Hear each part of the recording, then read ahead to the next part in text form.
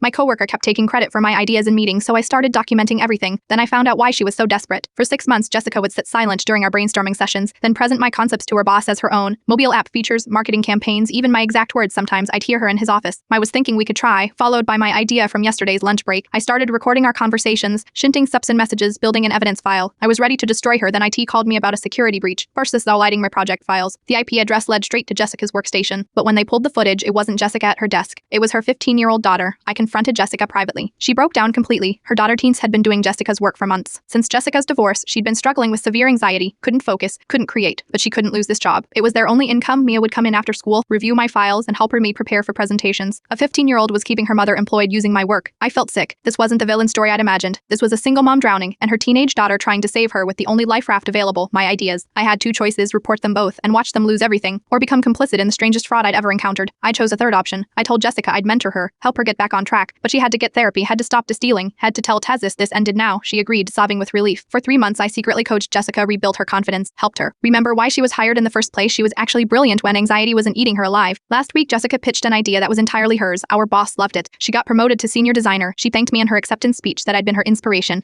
Nobody knows the real story: how a teenager's desperate attempt to help her mom almost destroyed my career, how I nearly ruined a family over stolen PowerPoints, how Jessica's success feels like my own weird victory. Maya starts college next year. She wants to study design. She sent me her portfolio for feedback. Kids got talent, real talent. I wrote her a recommendation letter. Didn't mention she'd been stealing from me since she was 14. Just focused on her resourcefulness, her dedication to family, her natural eye for design. Jessica texted me last night. A simple thank you for saving us. I didn't save anyone. I just chose not to destroy them. But when Tazit's graduates, she better not apply to my company. I can only handle one complicated mentor at a time.